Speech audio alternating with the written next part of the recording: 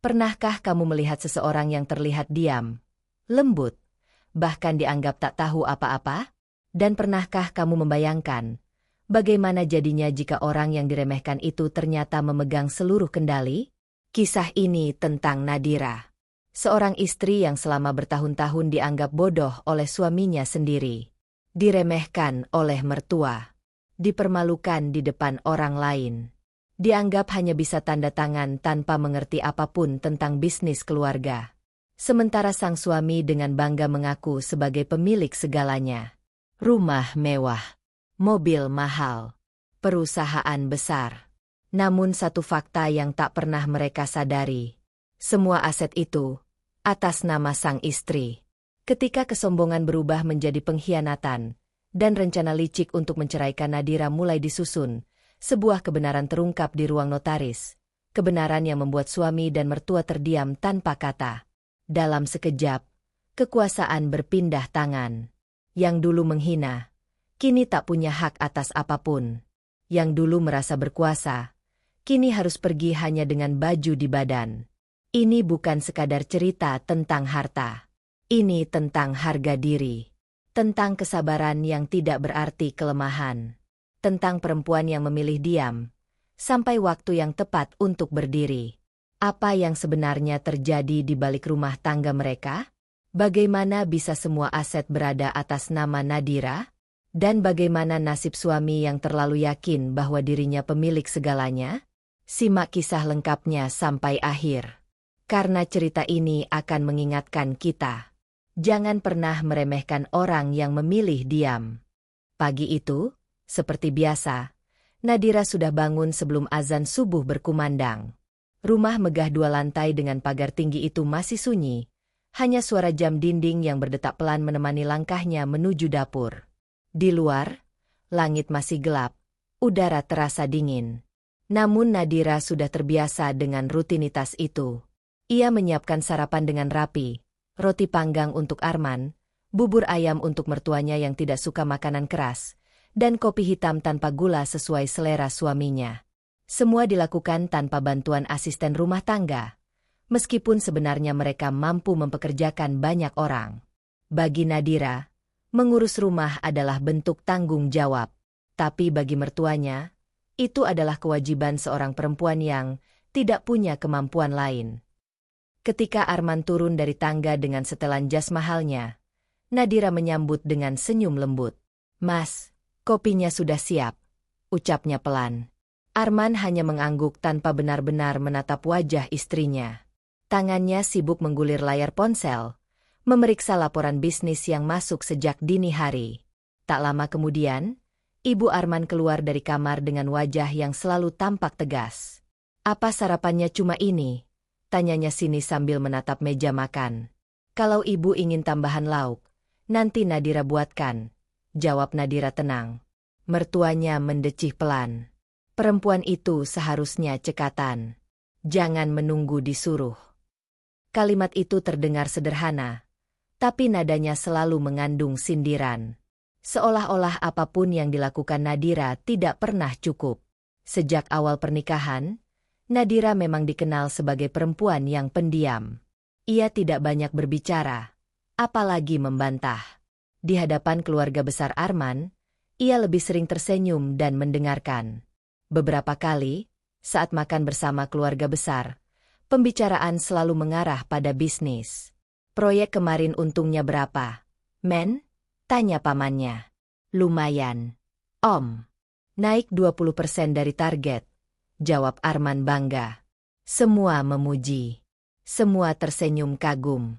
Lalu seseorang biasanya melirik ke arah Nadira dan bertanya dengan nada bercanda. "Kalau Nadira ngurus apa? Masih sibuk arisan?" Gelak tawa pun pecah. Nadira ikut tersenyum, walau hatinya terasa perih. Ia tahu candaan itu bukan benar-benar candaan. Mereka memang menganggapnya tidak paham apa-apa tentang bisnis. Padahal setiap malam, ketika Arman tertidur, Nadira sering membuka laptopnya diam-diam. Ia mempelajari laporan keuangan perusahaan. Ia membaca tentang investasi, pajak, dan strategi pasar. Bukan untuk pamer. bukan untuk mencari pengakuan. Ia hanya ingin memastikan bahwa apa yang mereka bangun bersama tidak runtuh begitu saja. Namun tak ada yang tahu. Dan tak ada yang peduli untuk tahu. Suatu sore, ketika Arman sedang menerima tamu rekan bisnis di ruang tamu, Nadira diminta menyajikan minuman. "Ini istri saya," kata Arman santai pada tamunya. Orangnya sederhana. Nggak terlalu ngerti urusan kantor. Nada suaranya terdengar seperti pujian, tapi sebenarnya merendahkan. Tamu itu tertawa kecil. "Ah, yang penting dukung suami saja ya, Bu." Nadira mengangguk sopan. "Iya, Pak." Di dalam hatinya, ada sesuatu yang perlahan mengeras. Bukan kebencian, tapi kesadaran. Ia sadar bahwa selama ini ia sengaja membiarkan dirinya terlihat biasa. Ia memilih diam ketika direndahkan. Ia memilih tidak menunjukkan kemampuannya. Karena sejak kecil, almarhum ayahnya pernah berkata, orang pintar tidak perlu berteriak untuk membuktikan dirinya. Kalimat itu selalu ia pegang. Malam hari, setelah semua orang tidur, Nadira berdiri di balkon kamar. Lampu-lampu kota terlihat berkilauan di kejauhan. Rumah itu megah. Mobil-mobil di garasi berjejer. Bisnis Arman berkembang pesat. Namun di balik semua kemewahan itu, Nadira sering merasa sendirian. Arman kini jarang mengajaknya berbicara dari hati ke hati. Yang ada hanya laporan, jadwal, dan ambisi. "Istri itu harus tahu diri," kata mertuanya suatu hari ketika Nadira mencoba memberi saran kecil soal pengeluaran rumah tangga. "Kamu nggak usah ikut campur urusan bisnis Arman. Kamu itu perempuan. Fokus saja urus rumah." Kata-kata itu terdengar seperti batas. Seolah-olah Nadira tidak berhak berada di wilayah yang lebih luas. Ia hanya tersenyum dan menunduk. Padahal jika mereka tahu, sebagian besar aset yang mulai dibeli sejak awal pernikahan, rumah pertama mereka, tanah di pinggiran kota, bahkan beberapa investasi, semuanya melalui diskusi panjang yang pernah Nadira lakukan dengan Arman dulu. Dulu, ketika Arman masih menghargai pendapatnya. Sekarang, semua berubah. Kesuksesan membuat Arman merasa berdiri sendiri. Ia lupa bahwa ada tangan yang pernah menopangnya dari belakang. Suatu hari, ibu Arman berbicara cukup keras hingga terdengar oleh beberapa kerabat yang sedang berkunjung. "Untung anak saya pintar. Coba kalau dapat istri yang cerewet dan sok tahu, bisa hancur bisnisnya." Kalimat itu jelas ditujukan pada Nadira. Beberapa orang menatap Nadira dengan rasa iba, tapi tidak ada yang membelanya. Nadira hanya menarik napas pelan. Ia mengambil cangkir-cangkir kosong dan membawanya ke dapur. Di depan wastafel, air mengalir deras membasahi piring-piring porselen mahal. Tetes demi tetes air jatuh, seperti menirukan sesuatu yang tertahan di sudut matanya.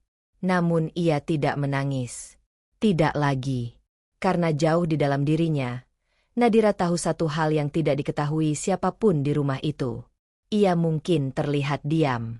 Ia mungkin dianggap bodoh. Ia mungkin diperlakukan seperti tidak punya kemampuan. Tapi ia tidak pernah benar-benar tidak tahu. Ia mengamati. Ia mencatat. Ia menyimpan semua bukti dan semua proses. Dan tanpa disadari siapapun, fondasi rumah tangga itu berdiri di atas namanya. Namun untuk saat ini, ia masih memilih menjadi perempuan yang diremehkan. Karena terkadang, menjadi diremehkan memberi keuntungan tersendiri. Tidak ada yang waspada. Dan Nadira sedang menunggu waktu yang tepat. Tidak banyak yang tahu bagaimana keadaan Arman di tahun pertama pernikahan mereka. Saat itu, ia belum menjadi pengusaha sukses seperti sekarang. Kantornya masih menyewa satu ruangan kecil di ruko tua yang cat dindingnya mulai mengelupas. Meja kerjanya sederhana. Kursinya berderit setiap kali diduduki. Karyawannya hanya 3 orang. Itu pun gaji mereka sering terlambat. Setiap malam Arman pulang dengan wajah tegang. Ia sering duduk lama di ruang tamu, menatap kosong ke arah televisi yang tidak benar-benar ia tonton. "Proyeknya belum cair?" tanya Nadira lembut suatu malam. Arman menggeleng. Investor menarik diri. Katanya risiko terlalu besar. Nada suaranya terdengar rapuh. Harga diri seorang laki-laki terasa tercabik saat harus mengakui kegagalan di depan istrinya sendiri. Saat itu Nadira tidak banyak bicara. Ia hanya duduk di samping suaminya dan menggenggam tangannya. Namun di dalam hatinya, ia tahu kondisi mereka jauh dari aman. Tagihan menumpuk. Cicilan ruko hampir jatuh tempo. Bahkan biaya operasional perusahaan sudah mulai tersendat. Beberapa hari kemudian, Nadira membuka brankas kecil peninggalan ayahnya. Di dalamnya tersimpan dokumen warisan yang selama ini tidak pernah ia sentuh. Ayahnya dulu bukan orang sembarangan. Ia seorang pengusaha properti yang cukup disegani. Sebelum meninggal, ia meninggalkan beberapa aset dan sejumlah dana investasi atas nama Nadira, satu-satunya anak perempuan yang selalu ia didik untuk mandiri. Gunakan ini hanya jika benar-benar perlu, pesan ayahnya dulu. Dan malam itu, Nadira tahu waktunya telah tiba. Keesokan harinya, Nadira mengajak Arman berbicara. Ada sesuatu yang ingin aku sampaikan, katanya pelan. Arman terlihat lelah, tetapi ia mengangguk. Nadira menyerahkan map coklat berisi dokumen dan rincian dana yang ia miliki. Arman membukanya perlahan. Matanya membesar ketika melihat angka-angka yang tertera. Ini, dari mana? Tanyanya terkejut. Warisan ayah. Selama ini aku simpan. Arman terdiam cukup lama. Rasa syukur dan rasa gengsi bercampur menjadi satu. Ia tidak pernah menyangka istrinya memiliki dana sebesar itu. Aku ingin membantu modal perusahaan Mas, lanjut Nadira tenang. Anggap saja ini investasi keluarga. Arman menatapnya. Untuk pertama kalinya sejak lama, ia melihat istrinya bukan hanya sebagai perempuan pendiam, tetapi sebagai seseorang yang punya kekuatan. Namun ego laki-lakinya masih berusaha bertahan. Apa kamu yakin? Tanyanya. Nadira tersenyum. Kita ini satu tim, Mas. Kalau Mas jatuh, aku juga jatuh. Kalimat itu sederhana, tapi maknanya dalam. Akhirnya, dana itu digunakan untuk menyelamatkan perusahaan. Hutang dibayar.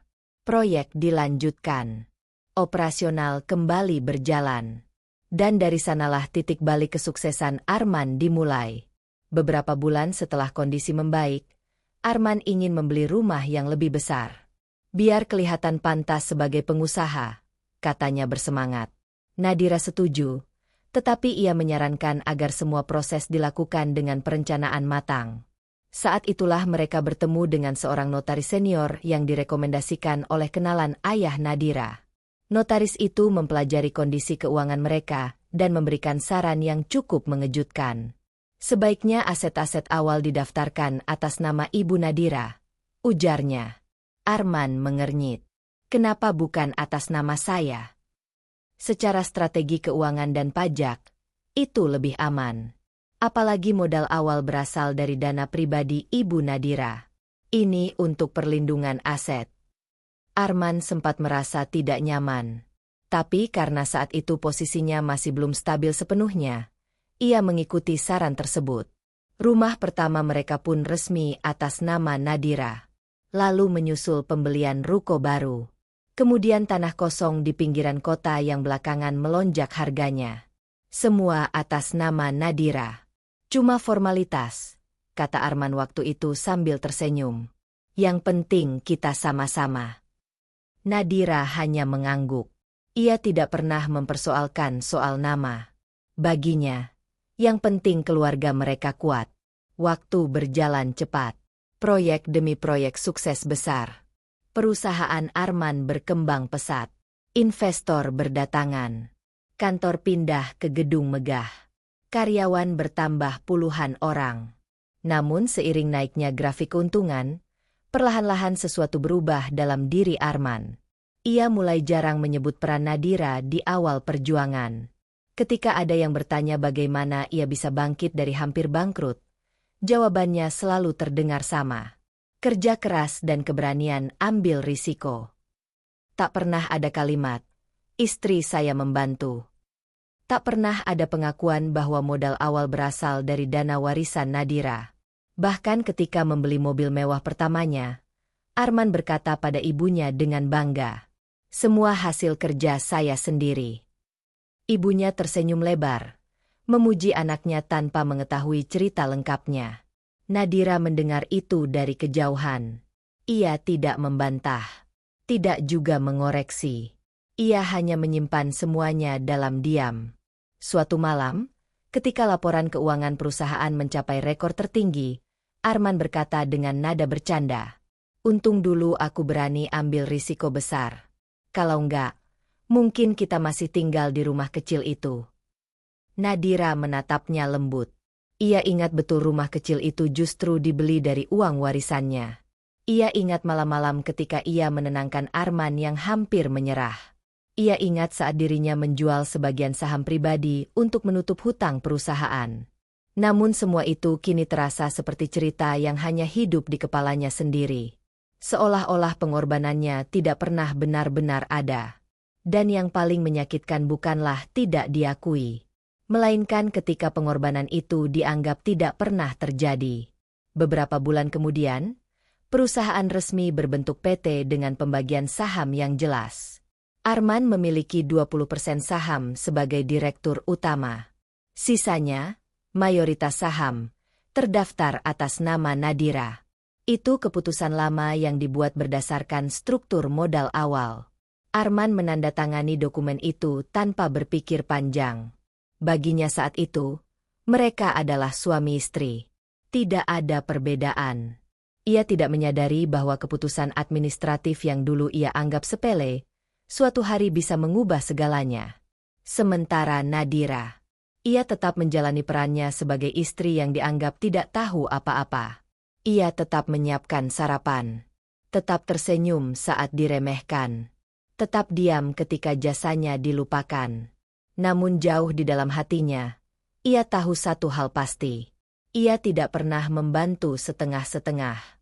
Dan ia juga tidak pernah lupa bagaimana semua ini dimulai. Karena jika suatu hari semua orang memilih melupakan kebenaran, dokumen-dokumen itu tidak akan lupa. Tanda tangan itu tidak akan hilang. Dan nama yang tercantum di setiap sertifikat, bukan nama Arman. Kesuksesan datang seperti ombak besar, mengangkat tinggi siapapun yang berdiri di atasnya. Tapi tidak semua orang mampu berdiri seimbang saat berada di puncak. Begitu pula dengan Arman. Setelah perusahaan resminya menempati gedung baru berlantai 8 di pusat kota, namanya mulai dikenal di berbagai kalangan. Undangan seminar berdatangan. Foto-fotonya terpampang di majalah bisnis lokal. Wawancara demi wawancara membuatnya semakin percaya diri. Di rumah, perubahan itu mulai terasa. Jika dulu Arman pulang dengan wajah lelah dan pikiran berat, kini ia pulang dengan aroma parfum mahal dan nada bicara yang selalu terdengar penuh kemenangan. "Kontrak 5 miliar deal," katanya suatu malam sambil melempar jas ke sofa. "Mereka nggak bisa apa-apa tanpa strategi saya." Nadira yang sedang menyusun laporan keuangan rumah tangga hanya tersenyum tipis. "Alhamdulillah," jawabnya pelan. Namun kalimat syukur itu tak lagi cukup untuk memuaskan ego Arman. Ia ingin dipuji. Ia ingin dikagumi. Dan semakin hari, ia semakin menikmati perhatian yang datang dari luar rumah. Di sebuah acara makan malam bersama relasi bisnis, Nadira ikut mendampingi. Ia mengenakan gaun sederhana berwarna biru tua, tidak mencolok tapi elegan. Rambutnya disanggul rapi. Ia tampil tenang seperti biasa. Arman berdiri di tengah kerumunan dengan penuh percaya diri. "Pak Arman luar biasa," puji salah satu rekan bisnis. "Dalam 2 tahun bisa berkembang secepat ini." Arman tersenyum lebar. "Ya, semua karena kerja keras dan insting bisnis." Lalu seseorang menoleh pada Nadira. "Ibu pasti bangga ya punya suami sehebat ini." Sebelum Nadira sempat menjawab, Arman menyela dengan tawa ringan. "Istri saya ini nggak terlalu ngerti dunia beginian. Dia lebih suka di rumah." Nada bicaranya terdengar seperti candaan, tapi jelas mengandung penegasan bahwa Nadira bukan bagian dari dunia itu. Beberapa orang tertawa kecil. Nadira tersenyum sopan. Namun untuk pertama kalinya, senyumnya terasa berat. Ia tidak tersinggung karena dianggap tidak paham. Ia tersinggung karena dihapus dari perjalanan itu. Di rumah, sikap Arman semakin berubah. Jika dulu ia berdiskusi tentang rencana investasi, kini ia hanya memberitahu keputusan. Aku mau beli apartemen lagi buat investasi, katanya suatu sore. Lokasinya di mana? Tanya Nadira hati-hati. Kamu nggak perlu pusing soal itu. Aku sudah hitung semuanya. Jawaban itu terdengar seperti penutup diskusi. Nadira mengangguk pelan. Padahal ia tahu, lokasi yang disebut Arman sedang mengalami penurunan harga karena isu regulasi. Ia membaca laporan itu seminggu lalu. Tapi ia memilih diam. Bukan karena tidak tahu, melainkan karena ia mulai menyadari bahwa suaminya tidak lagi ingin mendengar. Perubahan paling nyata terlihat dari cara Arman berbicara tentang uang. Jika dulu setiap rupiah terasa berharga, kini ia menghamburkannya tanpa banyak pertimbangan. Mobil sport baru masuk ke garasi. Jam tangan edisi terbatas menghiasi pergelangan tangannya. Makan malam di restoran mahal menjadi kebiasaan. Ibu benar, kata Arman suatu malam kepada ibunya. Kalau sudah sukses, hidup harus dinikmati. Ibunya tersenyum puas. Itulah anak mama. Laki-laki harus terlihat berkelas. Nadira duduk di sudut ruang keluarga, mendengar percakapan itu tanpa dilibatkan. Dulu, setiap keputusan besar selalu mereka bicarakan berdua. Kini, Nadira lebih sering menjadi penonton dalam rumahnya sendiri. Suatu siang, Nadira datang ke kantor Arman untuk mengantarkan berkas yang sempat tertinggal. Ia jarang muncul di sana, karena Arman memang tidak pernah mengajaknya. Begitu masuk ke ruang direktur, ia mendengar suara tawa dari dalam. Arman sedang berbincang dengan beberapa staf wanita muda. Pak Arman ini visioner banget, kata salah satu dari mereka sambil tersenyum kagum. Arman terlihat menikmati pujian itu. Ketika melihat Nadira berdiri di ambang pintu, wajahnya sedikit berubah. Oh, kamu, katanya singkat. Tinggal saja di meja. Tak ada sapaan hangat. Tak ada perkenalan pada stafnya. Nadira meletakkan berkas dan keluar perlahan. Di lorong kantor, langkahnya terasa berat. Ia tidak cemburu. Ia hanya merasa asing. Kesombongan Arman semakin terlihat ketika ia mulai membandingkan Nadira dengan perempuan lain. Kamu harusnya lebih update, katanya suatu malam. Lihat istri-istri kolega saya. Mereka pintar tampil, pintar bicara. Nadira terdiam beberapa detik sebelum menjawab. Kalau Mas ingin aku belajar sesuatu, aku bisa. Arman menghela napas. Sudahlah. Kamu memang dari dulu seperti ini. Kalimat itu terdengar seperti vonis. Seolah-olah karakter Nadira adalah kekurangan yang tidak bisa diperbaiki. Padahal Arman lupa. Justru sifat tenang dan hati-hati itulah yang dulu menyelamatkannya dari kebangkrutan. Perlahan-lahan, Arman mulai percaya bahwa semua pencapaiannya murni hasil jerih payahnya sendiri. Ia melupakan malam-malam ketika Nadira menyemangatinya. Ia melupakan transfer dana pertama yang menyelamatkan perusahaannya. Ia melupakan tanda tangan yang memungkinkan kredit properti disetujui. Yang tersisa hanya keyakinan bahwa ia berdiri sendiri. Dan keyakinan itu tumbuh menjadi kesombongan. Suatu malam, dalam sebuah acara keluarga besar, Arman berbicara lantang. Sekarang saya sudah tidak perlu khawatir lagi soal masa depan. Semua sudah aman. Pamannya bertanya.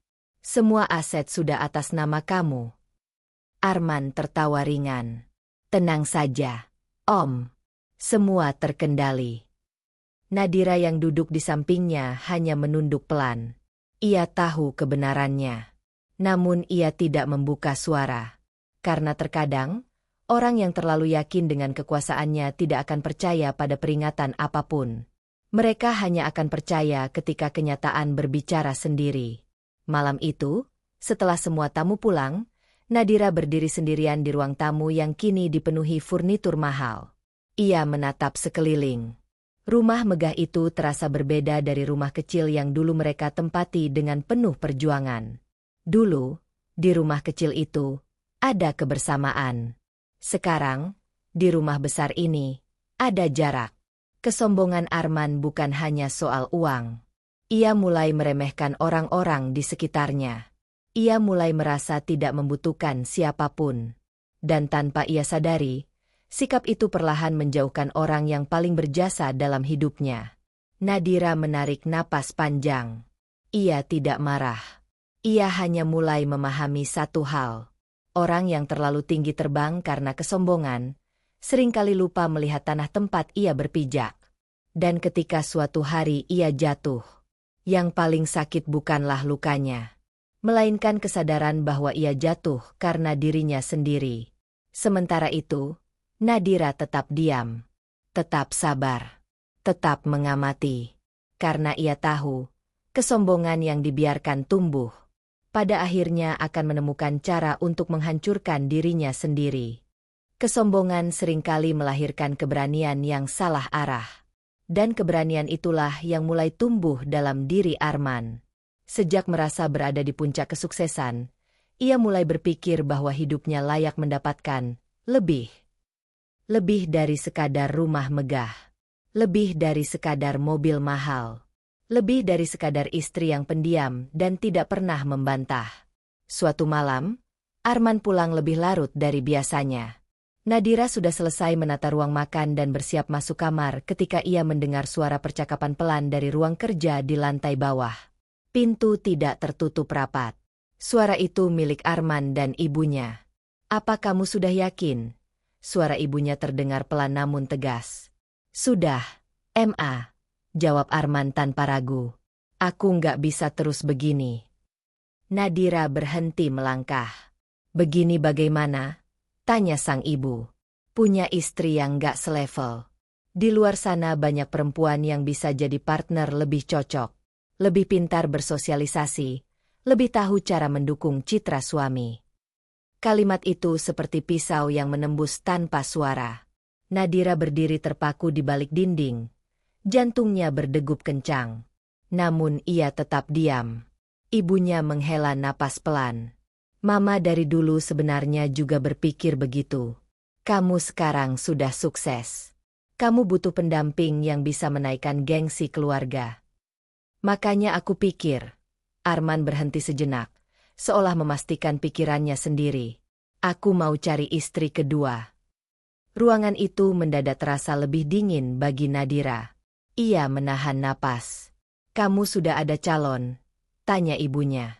"Ada. Kenal di salah satu acara bisnis. Dia beda. Ma. Cara bicaranya pintar. Penampilannya elegan. Kalau dibawa ke acara formal, pasti lebih cocok." Ibunya terdengar tersenyum dari nada suaranya. "Kalau begitu, selesaikan dulu urusan rumah tanggamu sekarang." Arman terdiam sesaat. "Itu yang sedang aku pikirkan. Kalau cerai, aku nggak mau rugi." "Rugi bagaimana?" "Ya, pembagian harta. Perusahaan ini kan aku yang bangun." Ibunya mengangguk setuju. "Betul. Jangan sampai kamu kehilangan apa yang sudah kamu capai." Nadira merasakan sesuatu yang aneh di dalam dadanya. Bukan hanya sakit, tapi juga kesadaran yang perlahan menjadi jelas. Mereka berbicara seolah-olah ia tidak ada. Seolah-olah ia bukan bagian dari perjuangan itu. "Kalau perlu, kamu cari cara supaya dia yang minta cerai," saran ibunya tiba-tiba. "Kenapa?" "Supaya kamu kelihatan sebagai pihak yang disakiti. Nanti pembagian hartanya bisa diatur lebih mudah." Arman terdiam cukup lama. "Kalau dia nggak mau?" tanyanya. Ibunya tertawa kecil. "Perempuan pendiam seperti Nadira? Tinggal ditekan sedikit saja juga pasti menurut." Kalimat itu membuat tangan Nadira mengepal. Selama ini, diamnya dianggap kelemahan. Kesabarannya dianggap ketidaktahuan. Arman kemudian berkata dengan nada lebih pelan. "Semua aset kan atas nama dia. Tapi itu cuma formalitas. Secara hukum, tetap harta bersama. Ibunya terdengar ragu. Kamu yakin? Tentu saja. Aku direktur utama. Semua orang tahu perusahaan ini milikku. Nada suaranya penuh keyakinan.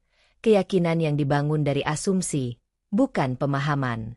Nadira menunduk pelan di balik dinding. Jadi selama ini Arman tidak benar-benar memahami posisi hukum yang pernah ia tanda tangani dulu. Ia hanya merasa berkuasa karena terbiasa dipuji. Malam itu, Nadira kembali ke kamar dengan langkah pelan. Ia duduk di tepi tempat tidur dalam kegelapan. Tangannya gemetar, bukan karena takut kehilangan harta, tapi karena ia baru menyadari sesuatu yang lebih menyakitkan. Suaminya bukan hanya ingin meninggalkannya. Ia juga ingin menyingkirkannya. Beberapa menit kemudian, Arman masuk kamar. Wajahnya terlihat biasa saja, seolah tidak baru saja merencanakan sesuatu besar. "Kamu belum tidur?" tanyanya singkat. "Belum," jawab Nadira tenang. Arman tidak menyadari bahwa istrinya sudah mengetahui segalanya. Ia melepas jas dan masuk kamar mandi tanpa rasa bersalah sedikit pun. Nadira menatap ke arah pintu yang tertutup. Untuk pertama kalinya sejak menikah, ia merasa benar-benar sendirian. Beberapa hari setelah percakapan itu, sikap Arman berubah semakin dingin. Ia mulai sering mencari kesalahan kecil. Masakan terlalu asin. Rumah kurang rapi. Pakaian tidak disiapkan sesuai keinginannya. Hal-hal kecil yang dulu tidak pernah dipermasalahkan kini menjadi alasan untuk meninggikan suara. "Apa kamu memang gak bisa jadi istri yang lebih baik?" katanya suatu pagi. Nadira hanya menatapnya dalam diam. Ia tahu ini bukan soal masakan. Ini soal rencana. Rencana untuk membuatnya lelah. Rencana untuk membuatnya menyerah. Suatu sore, Ibu Arman datang dan berbicara langsung pada Nadira. "Kamu tahu kan, istri itu harus bisa mengimbangi suaminya," katanya sambil duduk dengan angkuh. "Apa maksud ibu?" tanya Nadira lembut. "Arman sekarang orang besar. Dia butuh pendamping yang bisa membantunya di depan umum. Kalau kamu merasa nggak sanggup, ya, jangan egois." Kalimat itu jelas sebuah tekanan. Namun kali ini, Nadira tidak langsung menunduk. Ia menatap mertuanya dengan tatapan yang berbeda. Tetap sopan, tapi lebih dalam. "Saya selalu mendukung suami saya, Bu." "Iya, tapi kadang dukungan saja tidak cukup." Ibu Arman berdiri dan meninggalkan ruang tamu dengan langkah mantap. Nadira duduk sendirian. Namun kali ini, bukan kesedihan yang memenuhi pikirannya, melainkan perhitungan. Malam itu, setelah Arman tertidur, Nadira membuka kembali lemari arsip di ruang kerja kecilnya. Satu persatu map ia keluarkan. Sertifikat rumah, akta kepemilikan tanah, dokumen saham perusahaan, akta pendirian PT. Semua atas namanya. Semua ditandatangani secara sah. Ia membaca kembali setiap pasal dengan tenang. Bukan karena ingin membalas, tapi karena ia perlu memastikan sesuatu. Dan semakin ia membaca, semakin jelas satu hal. Jika perceraian benar-benar terjadi, situasinya tidak akan sesederhana yang Arman bayangkan. Nadira menutup map terakhir dan menarik napas panjang. Selama ini ia memilih diam demi menjaga kehormatan suami. Namun jika suaminya sendiri tidak lagi menjaga kehormatan itu, maka ia juga harus bersiap menjaga dirinya sendiri. Di luar kamar, malam terasa sunyi. Arman tertidur dengan mimpi tentang masa depan yang ia anggap lebih gemilang. Ia tidak tahu bahwa rencana yang ia susun dengan penuh percaya diri, perlahan-lahan sedang mengarahkannya pada kenyataan yang tidak ia bayangkan. Karena kesalahan terbesar bukanlah ingin pergi, melainkan meremehkan orang yang selama ini berdiri di sampingnya. Dan Nadira tidak lagi hanya menunggu. Ia mulai bersiap. Diamnya bukan lagi sekadar kesabaran, melainkan ketegasan yang sedang mengumpulkan waktunya. Hari itu langit terlihat mendung, seolah ikut membawa pertanda akan sesuatu yang berat. Arman duduk di kursi belakang mobil dengan wajah serius. Di sampingnya, Nadira tampak tenang seperti biasa. Tidak ada ekspresi marah. Tidak ada air mata. Hanya ketenangan yang justru terasa asing. Kita ke notaris cuma sebentar, kata Arman singkat. Ada beberapa aset yang mau aku rapikan administrasinya. Nadira menoleh pelan. Dirapikan bagaimana, Mas? Ya dipindahkan saja. Supaya lebih praktis. Semua atas namaku. Kalimat itu terdengar ringan, seolah hanya perubahan kecil. Padahal maknanya besar. Nadira tidak langsung menjawab. Ia hanya mengangguk pelan. Baik, Mas. Jawaban itu membuat Arman merasa yakin bahwa semuanya akan berjalan mudah. Ia masih mengira Nadira tidak memahami apapun soal hukum dan kepemilikan. Mobil berhenti di depan kantor notaris yang dulu pernah mereka datangi saat awal merintis usaha. Gedung itu tidak terlalu besar, tetapi terlihat profesional dan rapi. Begitu masuk, mereka disambut oleh sekretaris yang mengenali Nadira lebih dulu. Selamat siang, Bu Nadira. Arman sedikit terkejut.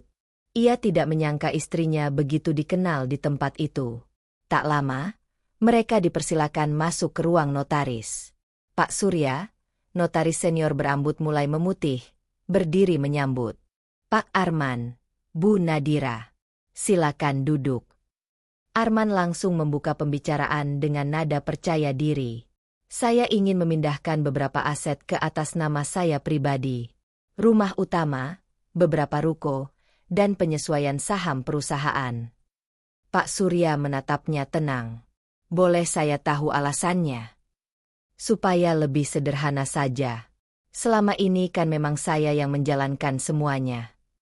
Kalimat itu terdengar tegas. Pak Surya membuka map besar di mejanya.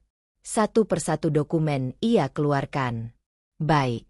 Sebelum kita lanjut, izinkan saya menjelaskan kembali posisi kepemilikan yang tercatat secara hukum. Arman menyandarkan tubuhnya dengan santai, yakin semuanya hanya formalitas. Namun kata-kata berikutnya membuat tubuhnya perlahan menegang. Rumah utama di kawasan elit ini tercatat sebagai harta pribadi Ibu Nadira. Dibeli menggunakan dana warisan beliau, sebelum adanya perjanjian pencampuran harta. Arman mengernyit. Tapi itu dibeli setelah kami menikah. Benar, jawab Pak Surya tenang. Namun sumber dana tercatat berasal dari rekening pribadi Ibu Nadira yang merupakan harta bawaan. Arman mulai duduk lebih tegak. Pak Surya melanjutkan. 2 ruko di pusat kota juga atas nama Ibu Nadira. Tanah di pinggiran kota, atas nama Ibu Nadira. Apartemen investasi, atas nama Ibu Nadira. Ruangan terasa semakin sunyi. Arman menoleh ke arah istrinya, seolah mencari klarifikasi. Namun Nadira hanya duduk dengan tenang. Bagaimana dengan perusahaan? Tanya Arman cepat. Pak Surya membuka dokumen lain. Dalam akta pendirian PT, kepemilikan saham mayoritas, 80%, tercatat atas nama Ibu Nadira sebagai pemodal utama. Bapak Arman memiliki 20% sebagai direktur operasional. Wajah Arman memucat. Tidak mungkin, katanya pelan. Saya yang menjalankan perusahaan. Benar, Pak. Bapak menjabat sebagai direktur utama. Namun kepemilikan saham berbeda dengan jabatan operasional. Kalimat itu seperti palu yang diketukkan perlahan namun pasti. Arman terdiam beberapa detik, mencoba mencerna. Kalau begitu, saya tinggal memindahkan saja saham itu. Pak Surya menatapnya dalam. Pemindahan saham membutuhkan persetujuan pemilik saham. Dalam hal ini, Ibu Nadira. Ruangan itu kini terasa lebih sempit. Arman menoleh cepat ke arah Nadira. Kamu pasti setuju kan? Nada suaranya tidak lagi sekuat tadi. Nadira menatap suaminya dengan tatapan yang sulit ditebak. Mas ingin memindahkan semuanya atas nama Mas? Iya. Kan kita suami istri. Nadira menarik napas pelan sebelum menjawab. Bukankah selama ini Mas bilang aku tidak mengerti urusan bisnis? Arman terdiam. Pak Surya memilih diam, membiarkan percakapan itu berlangsung. Nadira melanjutkan dengan suara lembut. Mas yakin ingin semua dipindahkan? Nada pertanyaan itu terdengar sederhana, tetapi penuh makna. Arman mulai merasa tidak nyaman. Untuk pertama kalinya, ia menyadari bahwa posisi yang ia anggap kokoh ternyata tidak sepenuhnya berada di tangannya. Pak Surya kemudian menambahkan dengan nada profesional. Perlu saya sampaikan juga, jika terjadi perceraian, maka kepemilikan yang sudah tercatat sebagai harta pribadi tidak otomatis menjadi harta bersama. Kata perceraian menggantung di udara. Arman menoleh cepat. Siapa bilang mau cerai? Pak Surya tidak menjawab. Ia hanya menutup map perlahan. Namun Nadira tahu, kalimat itu bukan kebetulan. Ia sadar betul Arman datang hari ini dengan niat merapikan sesuatu sebelum mengambil langkah besar. Dan kini, rencana itu tidak lagi terlihat sederhana. Arman mengusap wajahnya. Berarti, semua ini secara hukum milik Nadira. Secara administrasi dan hukum, benar, jawab Pak Surya. Jantung Arman berdegup lebih cepat. Selama ini ia merasa menjadi pemilik segalanya. Merasa bebas menentukan arah hidup orang lain. Namun kini kenyataan berbicara lain. Bukan teriakan. Bukan amarah. Hanya fakta. Dan fakta itu tertulis rapi di setiap lembar dokumen. Nadira berdiri perlahan. Kalau memang ingin ada perubahan, kita bisa diskusikan baik-baik di rumah. Nada suaranya tetap lembut. Tidak ada nada kemenangan. Justru ketenangan itu yang membuat Arman semakin merasa kecil. Keluar dari kantor notaris, langkah Arman terasa berat. Hujan mulai turun tipis. Di dalam mobil, tidak ada percakapan selama beberapa menit. Akhirnya Arman bersuara. Kamu tahu semua ini dari awal. Aku ikut tanda tangan setiap dokumen, Mas. Jawaban itu sederhana, tapi menusuk. Arman menggenggam setir lebih erat. Untuk pertama kalinya, ia merasa kehilangan kendali. Bukan karena aset itu atas nama istrinya, melainkan karena ia baru sadar. Selama ini ia tidak pernah benar-benar membaca apa yang ia tanda tangani. Dan lebih dari itu, ia meremehkan orang yang justru memegang kunci semuanya. Nadira memandang keluar jendela, melihat tetesan hujan mengalir di kaca. Di dalam hatinya, tidak ada rasa puas. Hanya satu kesadaran yang semakin jelas. Jika seseorang merencanakan untuk menyingkirkannya dengan licik, maka ia harus siap berdiri dengan fakta. Dan hari ini, fakta itu sudah mulai berbicara. Sejak keluar dari kantor notaris, suasana di dalam mobil terasa seperti ruang hampa. Tidak ada lagi nada tinggi. Tidak ada lagi sikap penuh percaya diri dari Arman.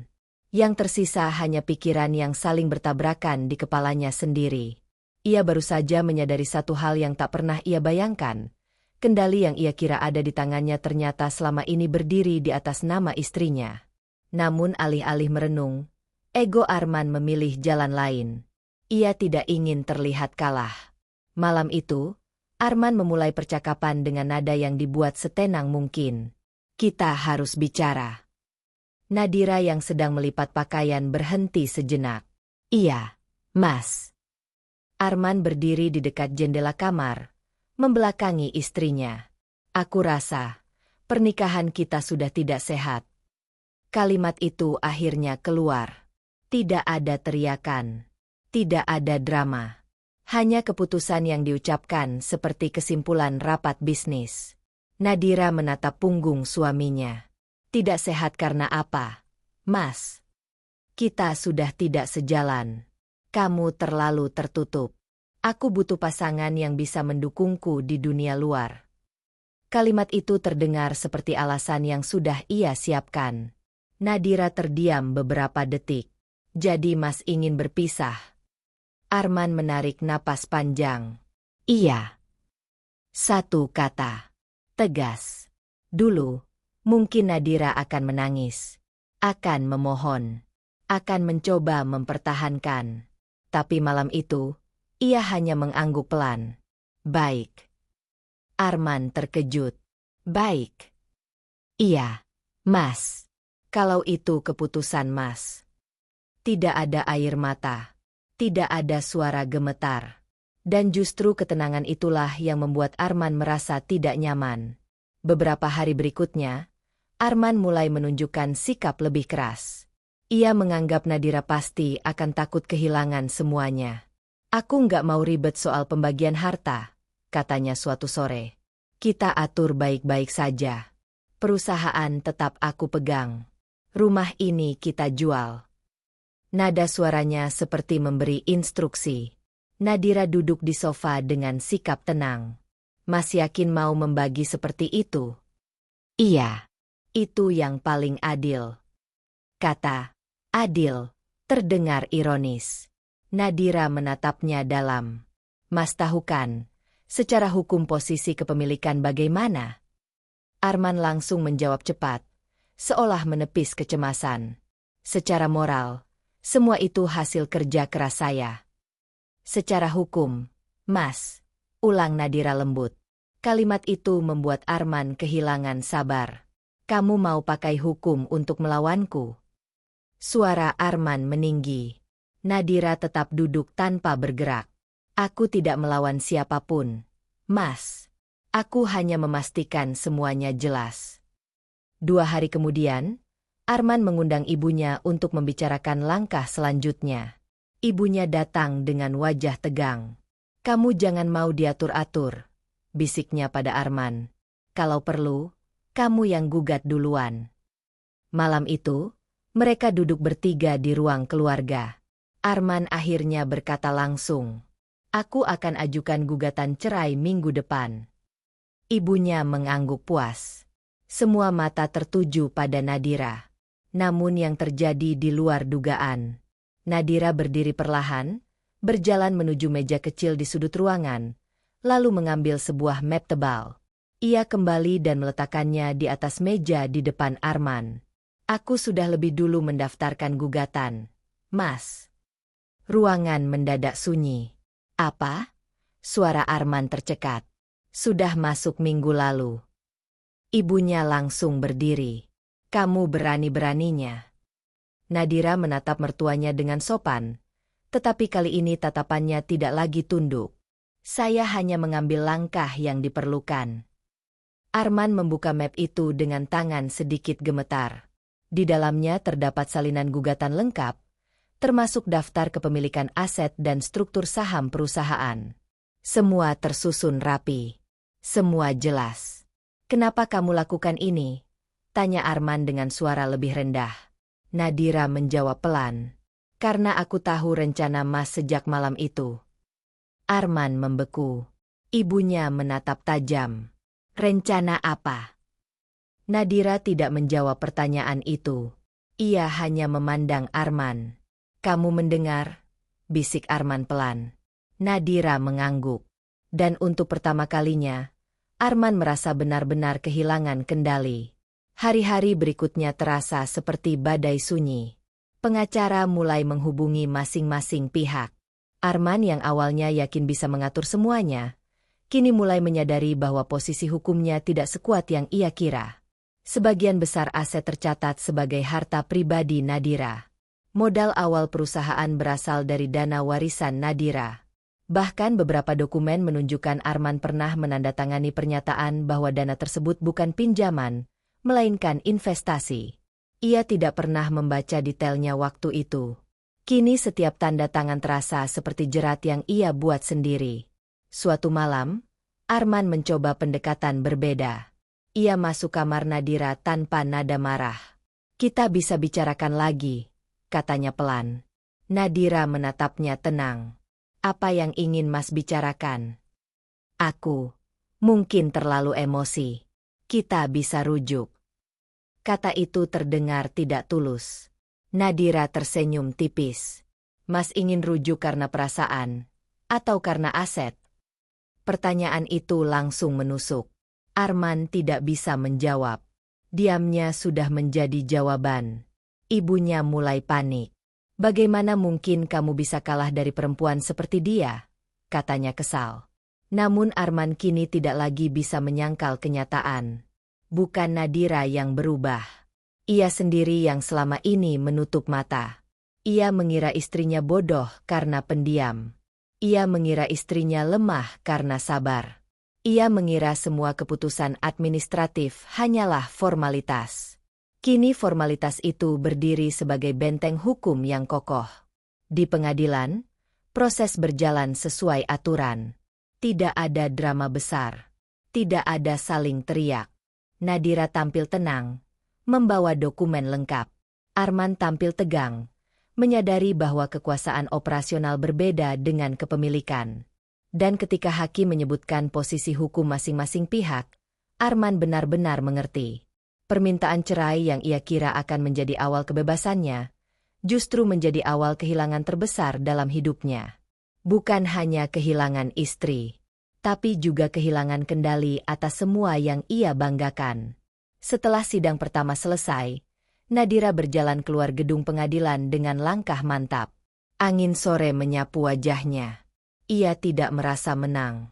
Ia hanya merasa akhirnya tidak lagi perlu berpura-pura lemah. Di belakangnya, Arman berdiri terdiam. Ia baru menyadari satu hal penting. Perempuan yang ia anggap tidak tahu apa-apa, ternyata adalah orang paling siap ketika badai datang. Dan kali ini, badai itu bukan menghancurkan Nadira, melainkan dirinya sendiri. Rumah besar itu masih berdiri megah seperti biasa. Pagar hitam tinggi menjulang, taman depan terawat rapi, dan lampu gantung kristal di ruang tamu tetap menyala terang setiap malam. Namun suasana di dalamnya telah berubah total. Putusan sementara dari pengadilan telah keluar. Selama proses berjalan, kepemilikan aset tetap berada pada pemilik sah yang tertera dalam dokumen. Dan semua orang kini tahu, nama itu adalah Nadira. Arman masih tinggal di rumah itu, tetapi bukan lagi sebagai pemilik yang berkuasa. Lebih seperti tamu yang menunggu waktu untuk pergi. Ibunya, yang selama ini berjalan dengan kepala tegak setiap kali keluar rumah, mulai merasakan sesuatu yang tak pernah ia rasakan sebelumnya, kegelisahan. Pagi itu, Nadira duduk di ruang makan seperti biasa. Ia tetap menyiapkan sarapan, bukan karena kewajiban, tetapi karena kebiasaan yang belum ia lepaskan. Arman turun dengan wajah tegang. Ibunya menyusul dari belakang. Tak ada lagi sapaan hangat. Tak ada lagi nada tinggi. Yang ada hanya kesunyian yang terasa menekan. "Aku sudah bicara dengan pengacara," kata Arman akhirnya. Nadira mengangguk pelan. "Baik. Kita mungkin harus segera membicarakan tempat tinggal ke depan." Nadira menatapnya tenang. "Iya, itu memang perlu." Ibunya langsung menyela. "Kami tidak mungkin keluar dari rumah ini begitu saja." Nadira menoleh perlahan. Tatapannya tetap sopan, tetapi kali ini ada ketegasan yang tidak bisa diabaikan. "Rumah ini atas nama saya, Bu." Kalimat itu diucapkan tanpa emosi berlebihan. Namun dampaknya terasa seperti palu yang diketukkan tepat di tengah meja. Ibunya berdiri dengan wajah memerah. "Berani sekali kamu mengusir suamimu sendiri." "Saya tidak mengusir siapapun," jawab Nadira pelan. "Tapi proses hukum sedang berjalan. Kita semua harus bersikap sesuai aturan." Arman menunduk. Untuk pertama kalinya, ia tidak membela ibunya. Beberapa hari kemudian, surat resmi dari pengadilan datang. Isinya jelas. Selama proses perceraian berlangsung, tidak ada pihak yang boleh menguasai atau mengubah kepemilikan aset tanpa persetujuan tertulis dari pemilik sah. Dan pemilik sah itu adalah Nadira. Ibunya membaca surat itu dengan tangan gemetar. "Ini tidak adil," serunya. Arman hanya terdiam. Ia mulai merasakan sesuatu yang dulu tak pernah ia pahami. Bagaimana rasanya berada di posisi tanpa kendali. Situasi semakin memanas ketika Nadira memanggil manajer keamanan perumahan. "Mulai minggu depan, hanya pemilik rumah yang boleh memberikan izin keluar masuk kendaraan tambahan," katanya dengan nada profesional. Manajer itu mengangguk hormat. "Baik, Bu Nadira." Ibunya mendengar percakapan itu dari ruang tamu. Jadi sekarang kamu mengatur semuanya sendiri, sindirnya. Nadira menatapnya tenang. Sejak awal, memang seperti itu, Bu. Kalimat itu membuat ibunya terdiam sejenak. Ia mulai menyadari sesuatu yang menyakitkan. Selama ini ia mengira menantunya hanya perempuan pendiam tanpa peran besar. Padahal semua dokumen, semua keputusan penting, semua legalitas, berada di tangan Nadira. Malam itu, Arman mencoba berbicara empat mata dengan Nadira. Kamu benar-benar ingin kami pergi? Nada suaranya kali ini tidak lagi penuh amarah. Lebih terdengar lelah. Nadira menatapnya dalam. Mas yang memilih jalan ini. Aku tidak menyangka akan seperti ini. Aku juga tidak menyangka Mas akan merencanakan semuanya di belakangku. Arman terdiam. Untuk pertama kalinya, rasa bersalah mulai menyusup di antara egonya. Seminggu kemudian, Nadira menyampaikan keputusan akhirnya. Aku memberi waktu 2 minggu untuk Mas dan Ibu mencari tempat tinggal baru. Ibunya langsung berdiri dengan wajah tidak percaya. 2 minggu? Kamu pikir cari rumah itu mudah? Nadira tidak membalas dengan nada tinggi. Saya tidak pernah mempersulit siapapun. Tapi saya juga tidak bisa terus hidup dalam situasi seperti ini. Arman menatap lantai. Dulu, ia berpikir Nadira akan memohon agar tidak ditinggalkan. Kini, justru ia yang harus menerima batasan. Hari-hari berikutnya terasa berat. Ibunya mulai menghubungi beberapa kerabat, mencoba mencari dukungan. Namun sebagian besar hanya bisa terdiam ketika mengetahui fakta kepemilikan aset. Semua atas nama Nadira? Tanya salah satu kerabat dengan nada tak percaya. Ibunya hanya bisa mengangguk pelan. Tak ada lagi kebanggaan dalam suaranya. Yang ada hanya penyesalan karena terlalu meremehkan. 2 minggu berlalu lebih cepat dari yang mereka bayangkan. Pagi itu, koper-koper kecil terletak di ruang tamu. Tidak banyak barang yang bisa dibawa. Mobil-mobil mewah tetap terparkir di garasi. Semuanya atas nama Nadira. Arman berdiri di depan pintu, menatap ruang yang dulu ia anggap miliknya sepenuhnya. Ibunya terlihat lebih tua dari biasanya. Wajahnya tidak lagi penuh keyakinan. Sebelum keluar, Arman menoleh pada Nadira. Kamu tidak merasa kasihan sedikit pun? Nadira terdiam beberapa detik sebelum menjawab.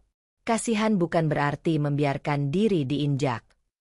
Kalimat itu sederhana, tapi kuat. Ibunya mencoba berkata sesuatu, namun kata-katanya tertahan di tenggorokan. Tak ada lagi yang bisa dibantah. Tak ada lagi kuasa untuk menekan. Yang tersisa hanya kenyataan. Pintu rumah itu akhirnya tertutup perlahan.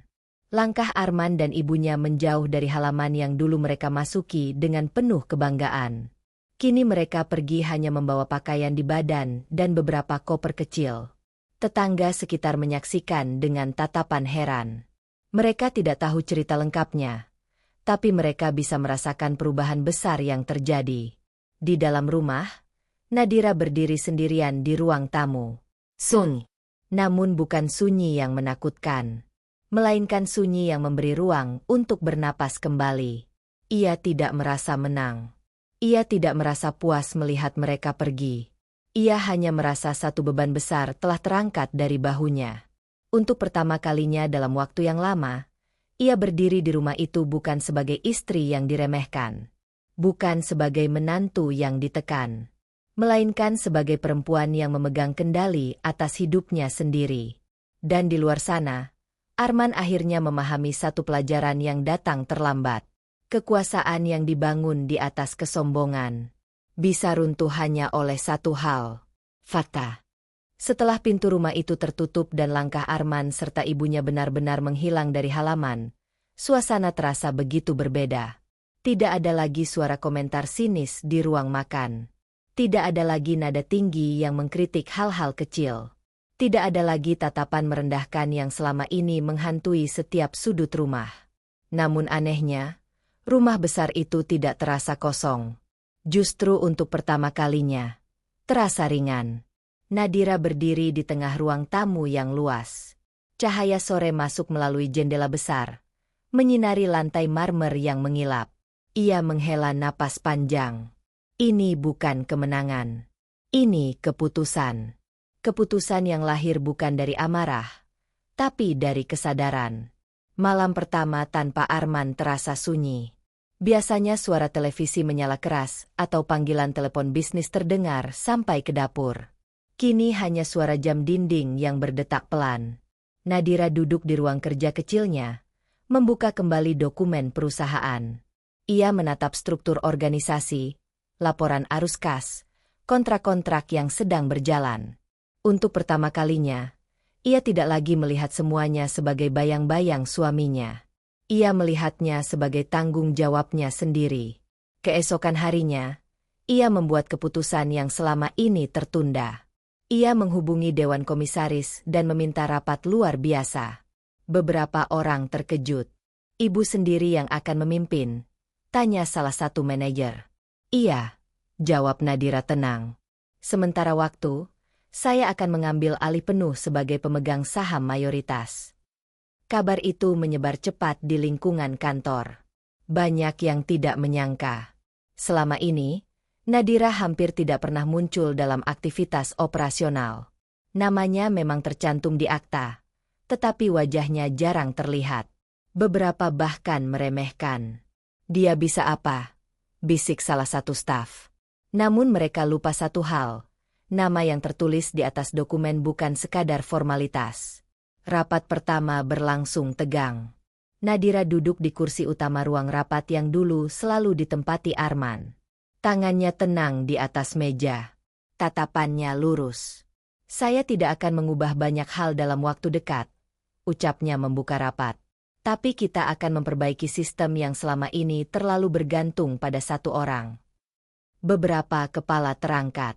Nadira melanjutkan dengan jelas, menyebutkan beberapa titik lemah yang bahkan tak pernah dibahas sebelumnya. Arus kas yang terlalu agresif. Investasi berisiko tinggi tanpa cadangan cukup.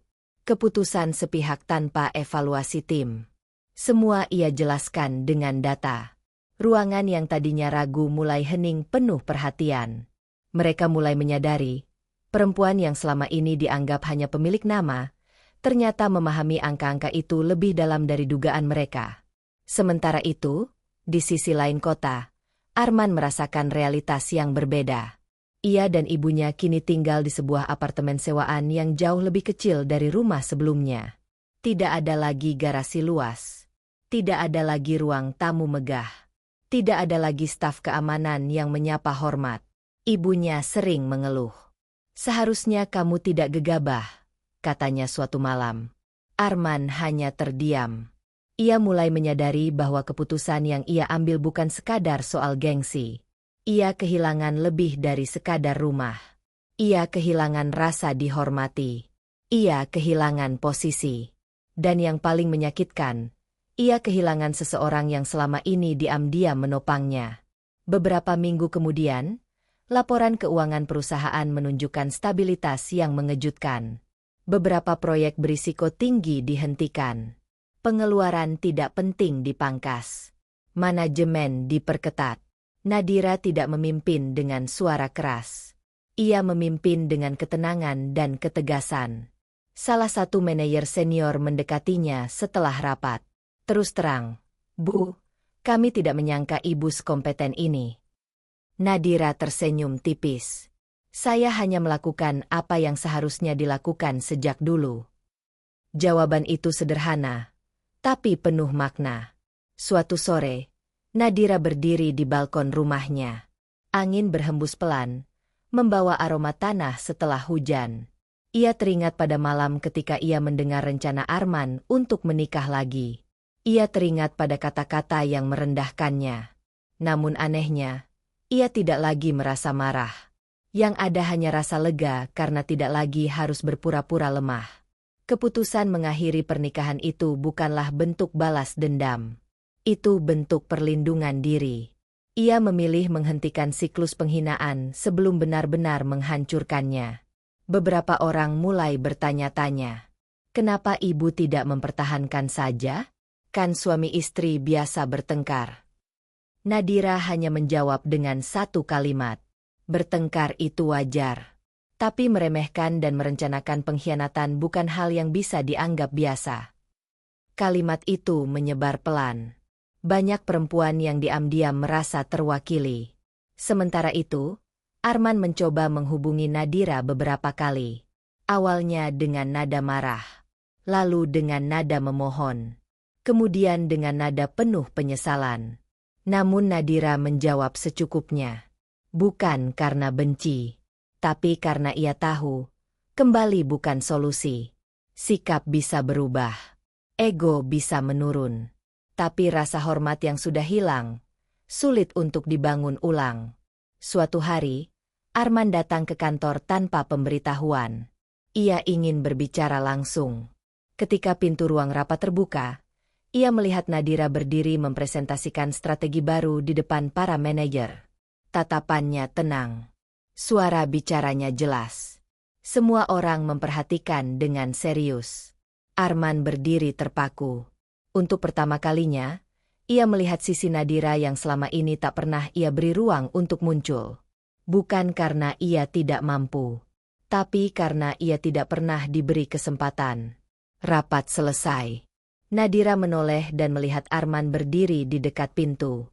Mereka saling menatap. Tidak ada kemarahan di mata Nadira. Hanya ketegasan yang matang.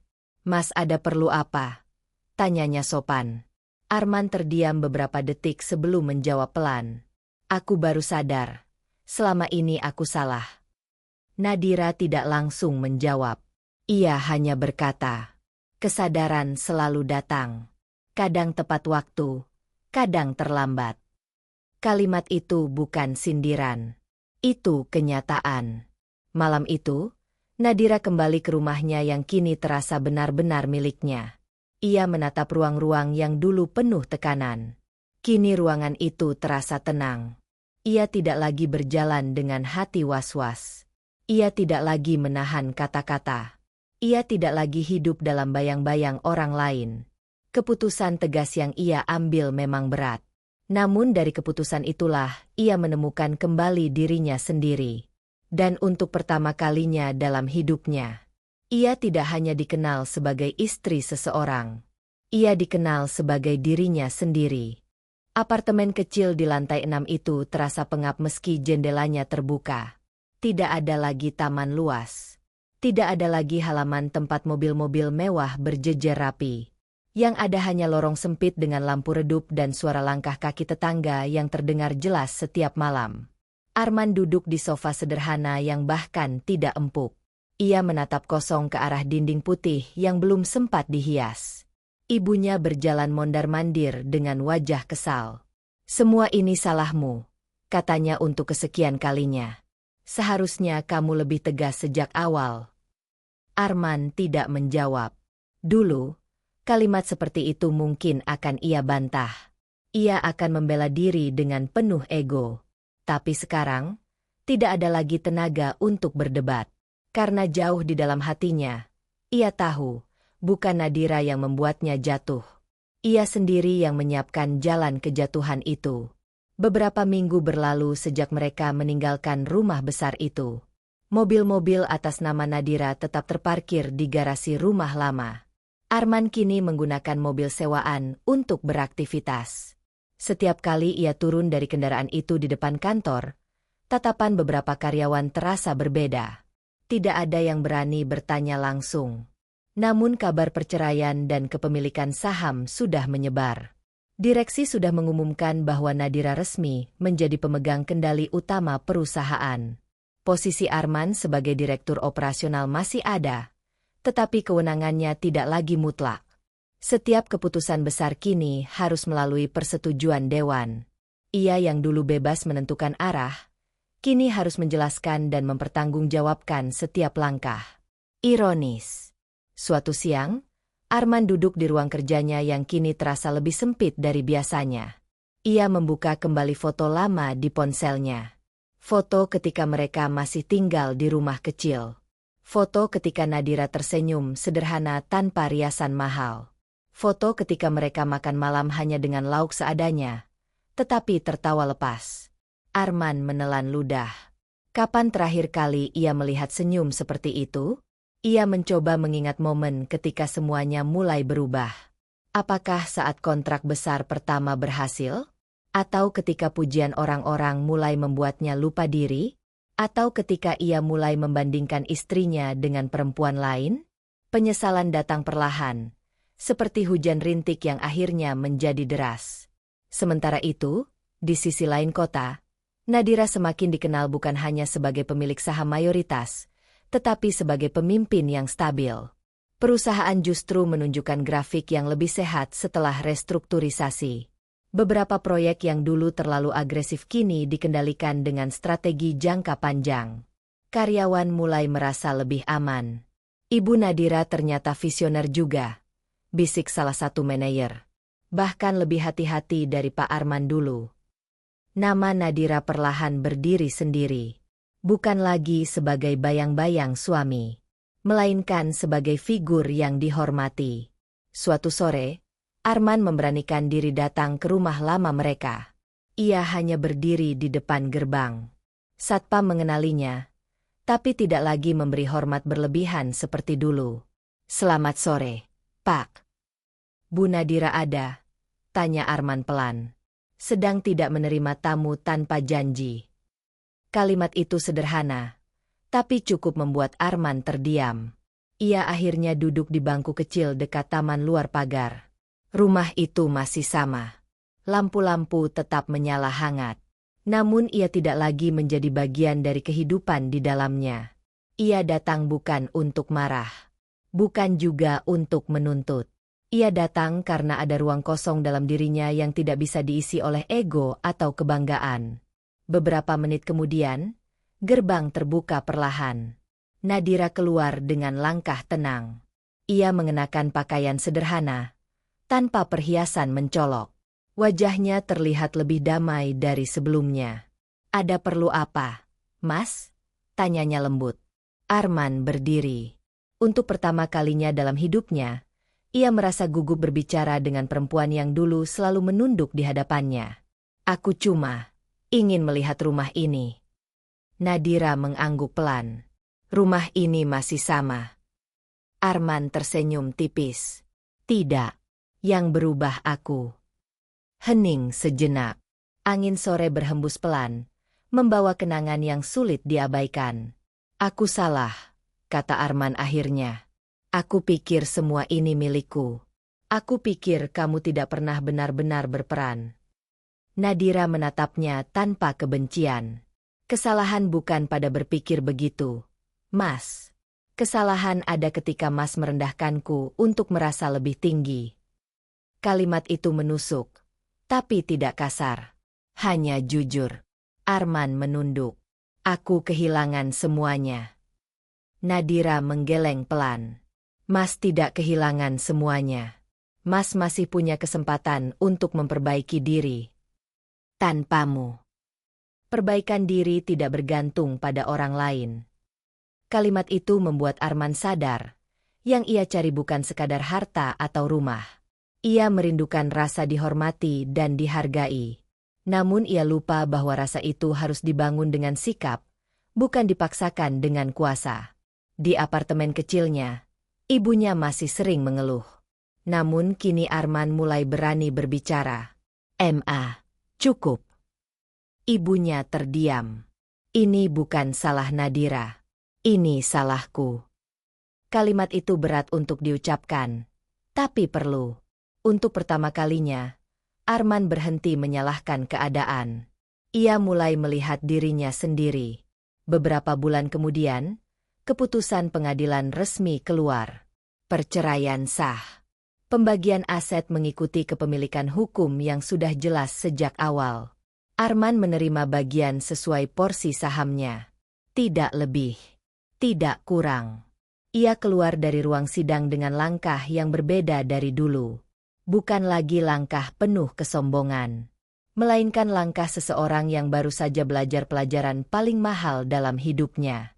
Di luar gedung pengadilan, beberapa wartawan mencoba bertanya pada Nadira. apakah ibu merasa menang? Nadira tersenyum tipis. Ini bukan soal menang atau kalah. Ini soal menghargai diri sendiri. Kalimat itu tersebar luas. Banyak yang memuji ketegasannya. Namun Nadira tidak merasa perlu membalas hinaan masa lalu. Ia hanya menjalani hidupnya dengan lebih sadar. Arman berdiri di kejauhan, melihat mantan istrinya berjalan mantap menuju mobil. Ia menyadari sesuatu yang sederhana namun terlambat. Perempuan yang ia kira lemah ternyata kuat. Perempuan yang ia kira bodoh ternyata cerdas. Perempuan yang ia kira bergantung ternyata mampu berdiri sendiri. Dan kini, ia benar-benar pergi tanpa apa-apa yang dulu ia banggakan. Hanya membawa pakaian di badan, pengalaman pahit, dan satu kesadaran besar. Meremehkan orang yang setia adalah kesalahan yang harganya bisa sangat mahal. Rumah itu akhirnya kembali sunyi. Tak ada lagi suara pintu dibanting. Tak ada lagi sindiran halus yang menusuk harga diri. Tak ada lagi tawa meremehkan yang dulu sering terdengar saat Nadira dianggap hanya pelengkap dalam rumah tangga. Kini, hanya ada ketenangan. Nadira berdiri di balkon rumah besar itu, memandang langit sore yang perlahan berubah jingga. Angin lembut menyapu wajahnya, membawa perasaan yang sulit ia jelaskan. Bukan bahagia berlebihan. Bukan pula sedih yang menyesakkan. Yang ada hanyalah lega. Untuk pertama kalinya sejak bertahun-tahun menikah, ia merasa benar-benar memiliki hidupnya sendiri. Semua ini bukan terjadi dalam semalam. Selama ini, orang-orang hanya melihat Nadira sebagai istri pendiam. Perempuan yang jarang membantah. Yang selalu mengangguk ketika suami berbicara. Yang memilih diam saat mertuanya mengkritik cara ia memasak, berpakaian, bahkan cara ia tersenyum. Namun tak seorang pun tahu bahwa dalam diamnya, Nadira belajar. Ia belajar membaca laporan keuangan perusahaan. Ia memahami arus kas, margin keuntungan, hingga strategi ekspansi. Ia mempelajari kontrak, memperhatikan detail kecil dalam setiap akta, dan diam-diam berdiskusi dengan notaris serta konsultan hukum yang dulu dikenalkan almarhum ayahnya. Ia tidak pernah benar-benar tidak tahu. Ia hanya tidak merasa perlu menunjukkan semuanya. Seminggu setelah Arman dan ibunya pergi, Nadira mengadakan rapat besar di kantor pusat perusahaan. Untuk pertama kalinya, ia duduk di kursi paling depan, bukan sebagai istri direktur, melainkan sebagai pemegang saham mayoritas. Para manajer saling bertukar pandang. Mereka tahu secara administratif nama Nadira memang tercantum sebagai pemilik utama. Namun selama ini, semua keputusan diwakili Arman. Hari itu berbeda. Dengan suara tenang namun tegas, Nadira membuka rapat. Saya ingin melakukan restrukturisasi manajemen. Suasana mendadak hening. Ia memaparkan data penurunan efisiensi dalam 6 bulan terakhir. Ia menunjukkan grafik pengeluaran yang tidak seimbang. Ia menjelaskan potensi kerugian jangka panjang jika sistem lama dipertahankan. Tak ada nada gugup. Tak ada suara bergetar. Para manajer mulai menyadari sesuatu. Perempuan yang selama ini jarang terlihat itu ternyata memahami bisnis mereka lebih dalam dari yang mereka kira. Beberapa orang bahkan terkejut ketika Nadira menyebut detail proyek lama, angka investasi, hingga klausul perjanjian kerjasama yang pernah hampir merugikan perusahaan. Mulai bulan depan, sistem pengawasan keuangan akan diperbarui. Lanjutnya, kita akan bekerja berdasarkan transparansi dan profesionalitas. Tidak ada lagi keputusan yang didasarkan pada ego. Kalimat terakhir itu seperti pesan yang tak perlu disebutkan tujuannya. Perubahan demi perubahan mulai terjadi. Nadira merekrut tim auditor independen. Ia memperbarui kontrak kerjasama yang dulu dibuat terburu-buru. Ia membuka ruang diskusi bagi karyawan, sesuatu yang selama ini jarang dilakukan karena Arman lebih menyukai gaya kepemimpinan otoriter. Perusahaan perlahan bangkit dengan wajah baru. Menariknya, para karyawan justru merasa lebih dihargai. Produktivitas meningkat. Lingkungan kerja menjadi lebih sehat. Nama Nadira mulai dikenal di kalangan pebisnis. Beberapa media bisnis mengundangnya untuk wawancara.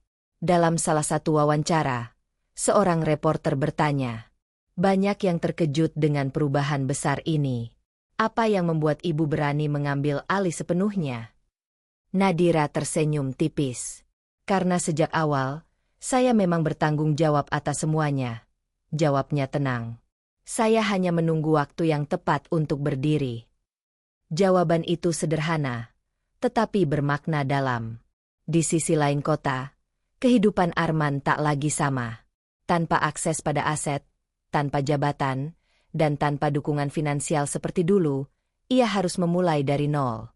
Beberapa relasi bisnis yang dulu mendekat perlahan menjauh ketika tahu ia bukan lagi pemilik utama perusahaan. Kesombongan yang dulu begitu tinggi kini berubah menjadi penyesalan. Namun Nadira tak pernah membicarakan itu. Ia tak menertawakan kejatuhan siapapun. Ia tak mengumbar aib masa lalu.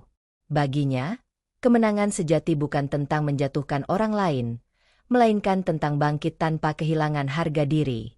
Suatu sore, Nadira mengunjungi makam ayahnya. Ia duduk lama di sana, membawa bunga putih kesukaan almarhum. Air matanya jatuh, bukan karena sedih, melainkan karena merasa telah menjaga amanah yang dulu dititipkan. Ayah pernah bilang, "Jangan pernah menyerahkan kendali hidup pada orang yang tak tahu menghargai," bisiknya pelan. Sekarang Nadira sudah mengerti. Angin sore berhembus lembut, seolah membawa doa yang tak terucap. Beberapa bulan kemudian, perusahaan yang dipimpin Nadira mencatatkan keuntungan terbesar sepanjang sejarah berdirinya. Ia tak lagi dikenal sebagai istri Arman. Ia dikenal sebagai pemimpin yang cerdas, tegas, dan rendah hati. Yang paling berubah bukanlah kekayaannya, melainkan caranya memandang diri sendiri. Ia tak lagi merasa harus membuktikan apapun kepada siapapun. Ia tak lagi takut dianggap lemah karena memilih diam. Ia tak lagi membiarkan harga dirinya diinjak atas nama cinta. Karena kini ia tahu, diam bukan berarti bodoh. Mengalah bukan berarti kalah. Dan sabar bukan berarti tak berdaya.